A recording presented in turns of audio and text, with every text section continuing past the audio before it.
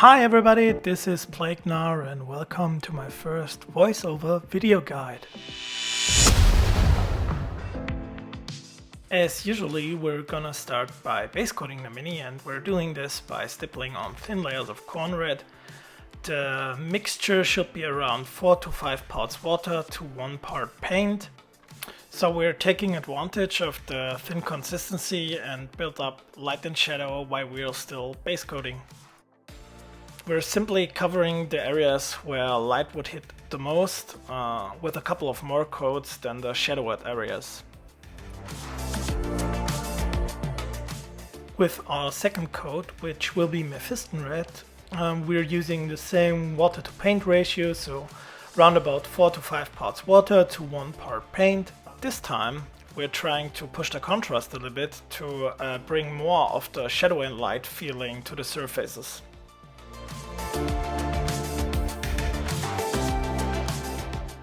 And if you have no idea how to place the light, here's a little tip. Just take your black primed mini under a lamp, make a photo, and you will have a reference where to place the lightning. And what we're gonna do here is we're really pushing the contrast a little bit forward, because the overall wash later on will anyways darken the mini down to a more grimdark Mechanicum feeling. So our last base coat color is Evil Sun Scarlet, and one thing I should mention about Evil Sun Scarlet is that you have to put in a little bit more of water, so I would go for probably 5 to 6 parts water, because this color is really heavily covering, and by stippling on we also want to achieve smooth transitions, and you would lose this ability if you just would use 4 to 5 parts water. By the way, one thing I should mention is that for this mini I just use my Artis Opus small and extra small Series D brush. And this was mainly because many of the areas of the mini were really hard to reach, and this is why I decided to use a small and extra small brush. And another thing is that the armor surfaces are really small at all, so the extra small brush was the only way to ensure I can place highlights that don't want to overcoat the last highlights.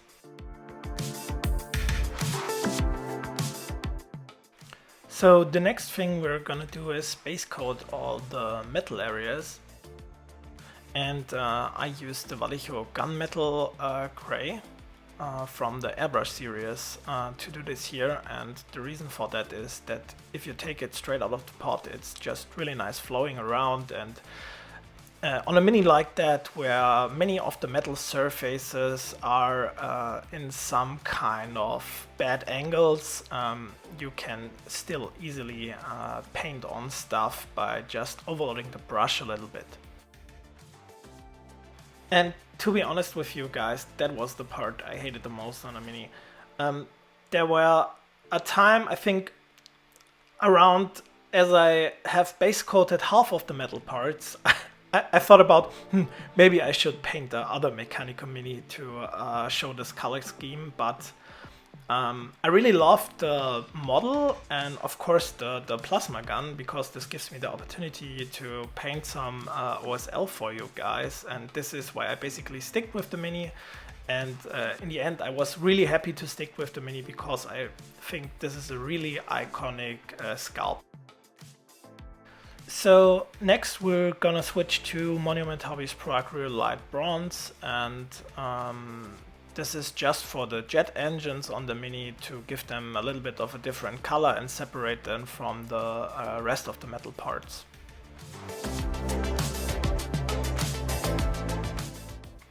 So next we're gonna switch to a Citadel Iron Breaker and highlight all of the metal parts, basically with a couple of edge highlights and a couple of volumetric highlights, and you almost just want to focus on the upper parts and upper edges to highlight the metal parts. What I also did is I highlighted the edges of the jet engines with Iron Breaker to push the contrast a little bit more. And one thing I should mention is don't lose yourself on painting lower edge details that nobody cares about, because this is a speed painting mini and nobody that will see this on the tabletop will see the lower part. So just basically focus on the front parts and don't lose yourself in some kind of madness of details. Next we're gonna base coat all the cables and the gun casing with Abaddon Black, and what I usually do is I thin Abaddon Black for base coats down with 2 parts water to 1 part paint. The trade-off is you will need probably a second coat of Abaddon Black on really light colors that are underneath, but the good thing is you will get a really solid and clean finish.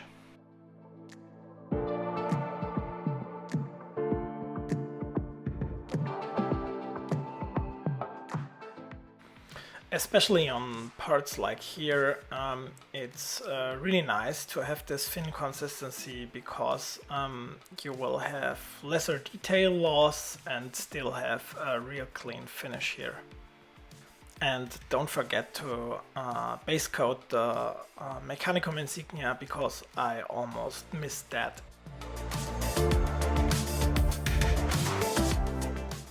So next we're gonna switch over to Vallejo Basalt Gray and bring in some thicker volumetric highlights to the cables and the gun casing. On the gun casing you can even add a couple of scratches and stuff like that, and you don't really have to worry about that you get really smooth transitions, because the overall wash later on will bring all really nicely together. So one thing I always wanted to mention, and now I can finally, is a key part of getting smooth transitions on volumetric highlights like that is that you can do smooth brush strokes. And a little secret of every good mini painter is that probably for some of you is a little bit obvious. If you can't do a smooth brush stroke because of the direction you have to paint, just switch the direction of the mini and that's it. So next we're gonna switch to Vallejo Neutral Gray, and what I gonna do is I paint another volumetric highlight a little bit smaller than the first one. One thing that is important is that I use on this Vallejo model colors always also around 2 parts water to 1 part paint, because the base consistency of these colors are really thick. So the last highlight for the black parts is just a couple of small edge highlights with Vallejo Pale Gray Blue. And I only focus here on the upper edges, and on the cables I do a little bit of reflection highlights, and for variations I also put in on the gun casing a little of scratches, and that's basically it. Oh, and of course also paint the Mechanicum insignia, and don't do it wrong like I did with 1 part black and 1 part white instead of crossover colors. So next we're gonna apply some decals to the mini, and we're doing this by applying some microsol to the surface and some microsol to the decals, and afterwards, if the decals are placed, we're brushing over with some additional microsol to smooth out the surface. So last for the decals, we're applying some gloss varnish over them to really integrate them into the surface, which will really nicely fit in if we apply the overall wash. So after our gloss varnish is fully dried, we're gonna apply our overall wash to the mini, and I mixed up 1 part Black Templar to 3 parts contrast medium to 3 parts water here. And I selected Black Templar because of its oily look and because it's some kind of Incubi Darkness like. And Incubi Darkness is for most of the dark red themes the shade color of the EV Metal team. So after our overall wash is dry, we're taking some pure Evil Sun Scarlet and starting to edge highlight the mini again with this Evil Sun Scarlet to bring in some of the vibrant red again. And what we're also gonna do, we add some sponge chipping and scratches to the armor to improve the vibrance of the red a little bit more. And what we also can do by focusing on certain parts now is to bring the attention of the viewer to certain parts of the mini.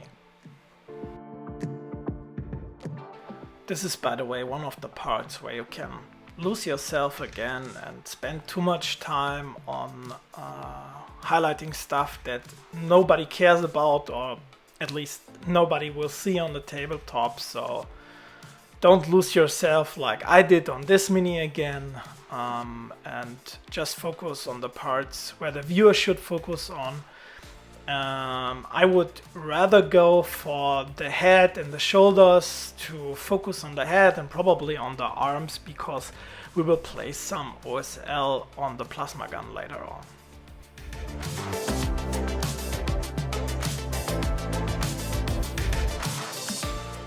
So one thing that is really important about the sponge chipping and scratches is that you take care of the scale of them. The scale should always fit into the scale of the mini, so if you're ending up doing big chunks and big scratches that doesn't fit into the scale, it looks really weird in the end. So one tip I always use when sponge chipping and applying scratches is that I dab my brush and the sponge always on a paper towel before I apply the color to the mini. This ensures that I only have as much color as I need in the sponge or the brush to maintain really tiny scratches and chips.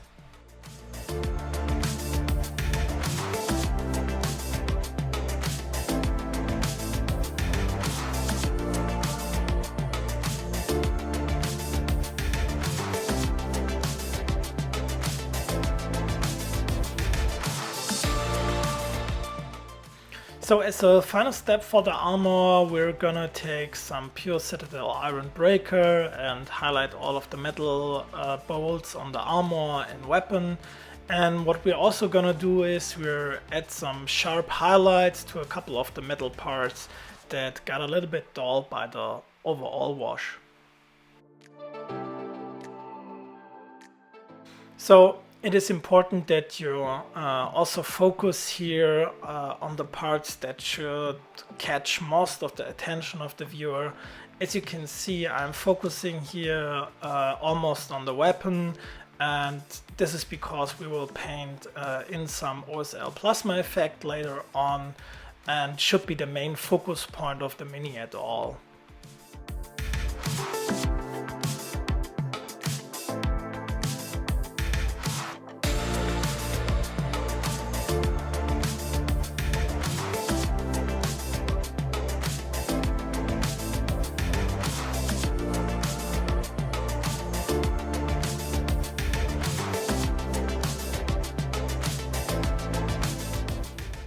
By the way, if you like this kind of guides, be my guest to hit the like button, and I would be really proud if you subscribe to my channel.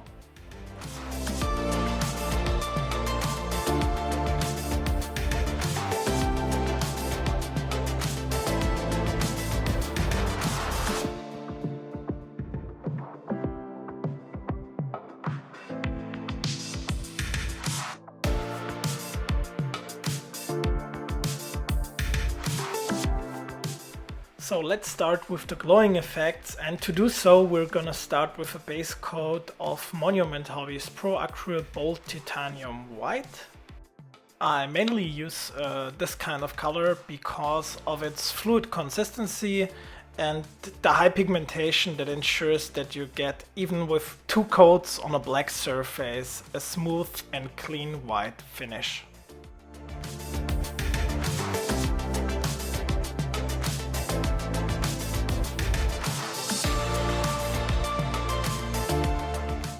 I usually thin this mix down with 1 to 2 parts water.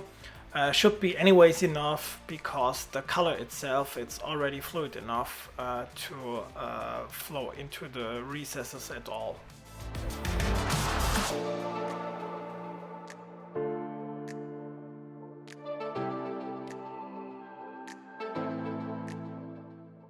So this is one of the most important parts of the glowing effect itself.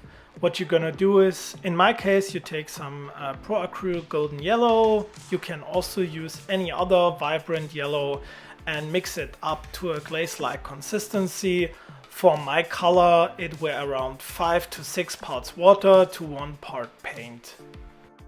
And what you're basically gonna do now, you just take this glazing mix and wash all of the white areas to bring in some of the basic glowing effect.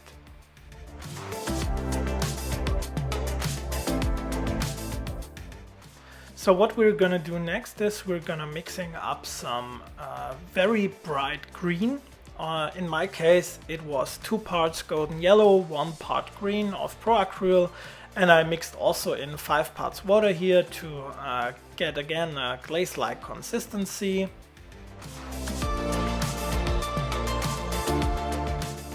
And we're doing this with multiple thin coats, and with every new coat you start closer to the darker area. And don't worry about making a couple of mistakes, we will anyways glaze back in some of the yellow again.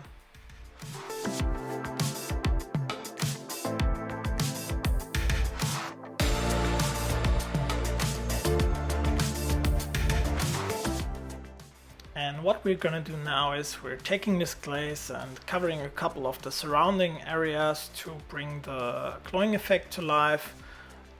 You should focus here on the edges, the lower arm and the right shoulder pad. My apologies, by the way, I wanted to show you also how I glaze on the effect on the shoulder pad, but somehow I was holding the Mini in a really bad angle so that the camera didn't catch that.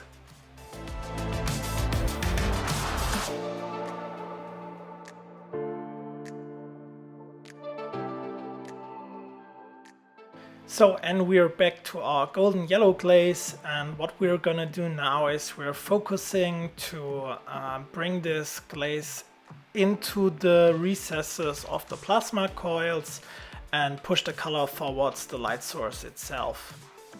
This is basically what you're also gonna do by the surrounding effects. You're starting with the base color, and afterwards you're gonna take the lighter color, in this case yellow, and pushing the highlight always into the direction of the light source. So this is the last step of the OSL glowing effect, and what we're gonna do, we're mixing up white wash.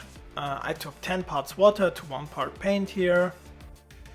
With this mix we're focusing on the betweens of the plasma coils and pushing the highlight into the direction of the light source to really bring this glowing effect to life.